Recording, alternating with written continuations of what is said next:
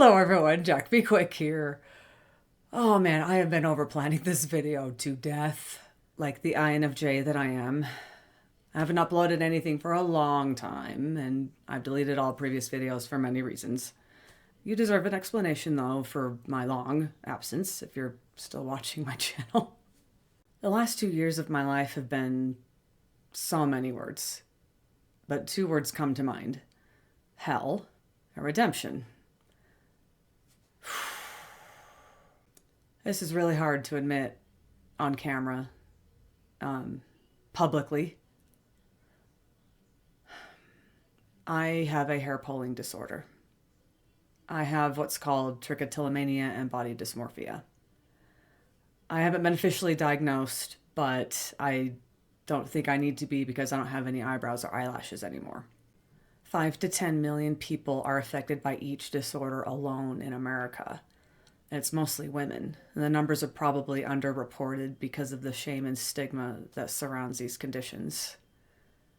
For me, it started around the time that I went to college, which was in 2006. It started with my eyebrows, which I eventually lost and had to get them tattooed years later, and I have to get them re-tattooed every few years. Whew, this is harder than I thought it'd be. I experienced the worst episode of hair pulling ever back in May of 2023. At this time, my eyelashes were already sparse after years of pulling, and around this time I pulled out the rest of them and have done so continuously since then. So now I don't have any eyebrows or eyelashes anymore. This is actually a really common manifestation of these disorders. This is how it manifested for me, but it can manifest differently for others. Some pull hair from their head, from other parts of their body. It can be a combination, but it affects so many millions of people very differently. With trichotillomania, you feel a sense of relief after pulling, and with body dysmorphia, you believe that you're fixing a perceived flaw. It was a hellish few months of hiding and shame. I felt trapped inside my own mind. I told myself horrible things, not to mention the things I thought about myself. I felt like a monstrosity. I tried to hide my eyes with makeup when I went out to run errands or go to work. I wore sunglasses whenever I could. I hoped to God that no one would notice and ask, and no one did. It was really hard to look in the mirror and even like myself.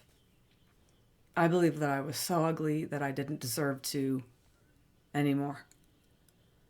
I can't mention the S word or YouTube will delete my video. I knew the problem was how I saw myself, not how I looked. I knew I had to stop basing some or all of my self-worth on how I looked. I desperately searched online just to learn how to change my thinking. The articles and advice that I got was invaluable. I had to learn how to appreciate other aspects of myself, like my best traits, just being kind, empathic, driven, ambitious. It's easier said than done.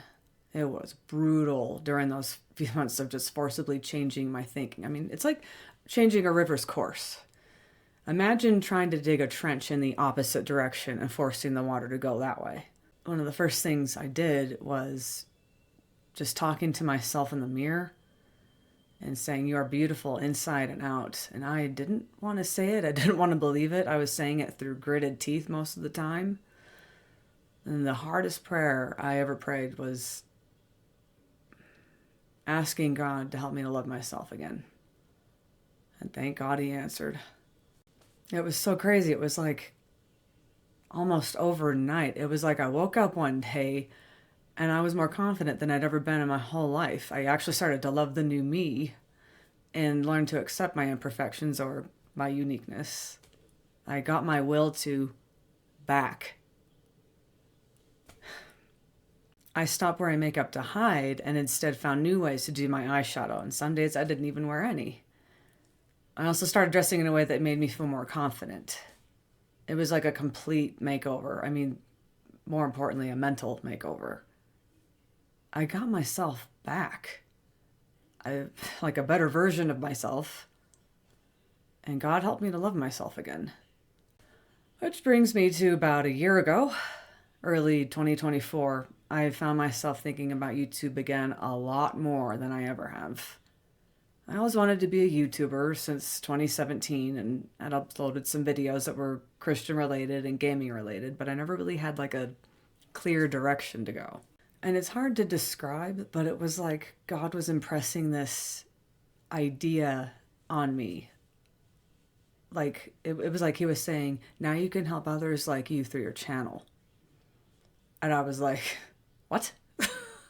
I thought the idea was like crazy and amazing at the same time. I mean, I was a little concerned about my appearance and just publicly sharing that I have these mental disorders, but it didn't take me that long to make up my mind about it. It was like, I know I have to do this and I really want to.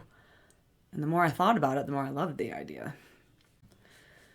But last year had other plans. I like to refer to last year as the year of Murphy's Law. Everything that could go wrong went wrong. Talk about spiritual warfare. It was just left and right, constantly. But despite that, God kept encouraging me throughout the year just about getting back on YouTube. And it was funny, like last summer, I was on YouTube and I just had this idea, like, I want to watch an interview with two of my favorite voice actors, Nolan North and Troy Baker, who I love so much. I've been fans of theirs for years. And I just was like, you know what, I want to find an interview with them together because, you know, they're friends. And so I came across this interview that was way back in 2019 on a channel called Rooster Teeth. And the interview was about their careers and advice to anyone aspiring to get into the entertainment industry. And I actually transcribed what they said because it was just too perfect and I don't want to mess it up. So I'll start with Nolan. And he said, I used to feel like, well, I have nothing to lose. But I did. I did have a lot. I had stuff to lose. But I found that it's terrible. Parents hate when I say this, but is no plan B. There's really no plan B. It's like, well, I'm going to give it 6 months and see how it goes. Well, don't. It's not going to work most of the time, 9 times out of 10. And a little later, he says, the success is in the journey. The success is in the trying. If you can look in the mirror and say, if I don't try, am I going to be okay in 15, 20 years that I never gave it a shot? And if you think you'll be okay because you have a nice house and you have a job and a family, whatever, then don't do it. Don't. They used to say, if you can do anything else, do it. And the point is, it's in your heart. Can you do anything else? And then Troy, he just brought it home. And he said, I love the Indiana Jones in The Last Crusade, right? He's sitting there and he's holding his dad's journal and it says a leap from the lion's head. And so he's standing there and he's looking at the abyss. And he puts one foot out and just puts all of his weight forward. And his foot finds it looks like his emptiness. But you see from the side there's been a bridge there the entire time. And I think that whether it's acting, music, any endeavor in your life at one point is going to require you to take a lion's leap or a leap from the lion's head.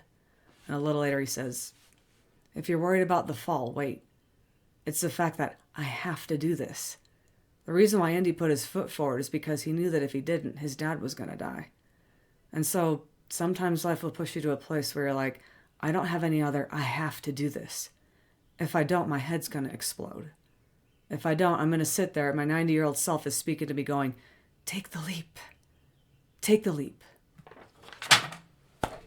Mic drop.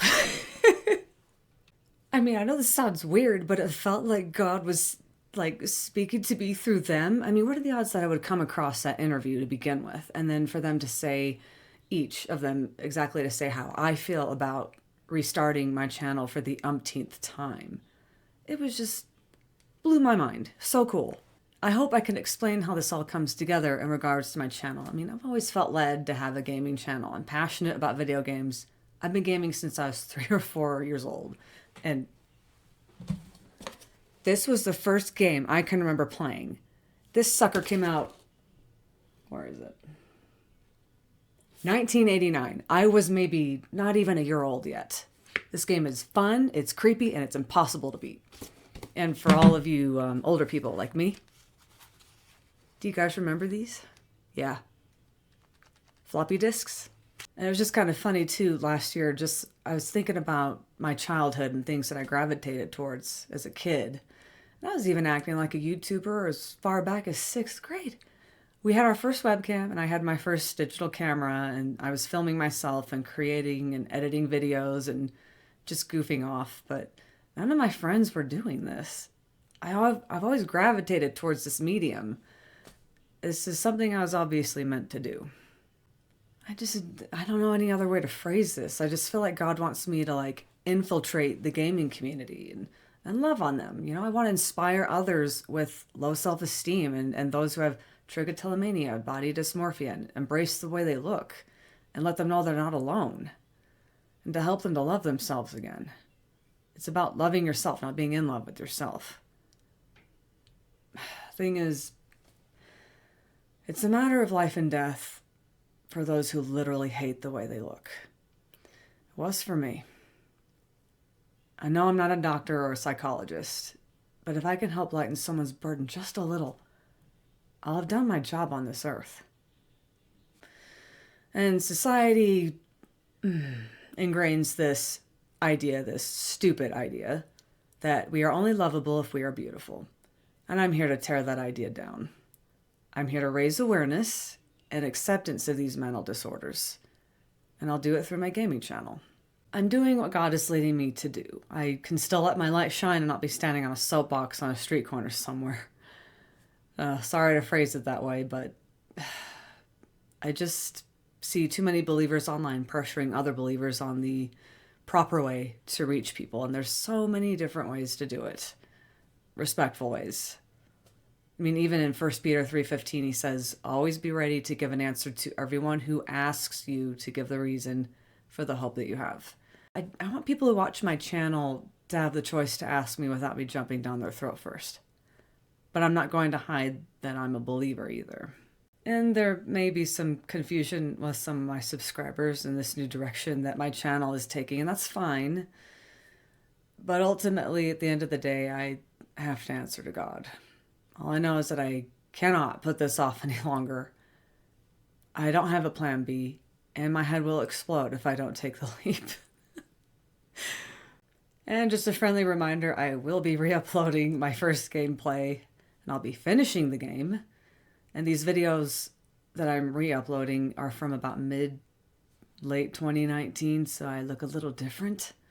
My hair's a lot longer, and I was trying like this crazy rockabilly style and weird background that I was trying a little too hard with. And just absolutely mad lighting. It's a feast for the eyes. It's actually kind of funny. I gotta let it go. I'm not gonna refilm anything. I just have to accept that it's imperfect. And I just wanted to end my video with one of my favorite quotes from the best game franchise ever, Uncharted. If you don't know it, go play it. It's from Sully, who's speaking to Nathan, who's like a son to him. And he says, we don't get to choose how we start in this life. Real greatness is what you do with the hand you're dealt. So, without further ado, let's go.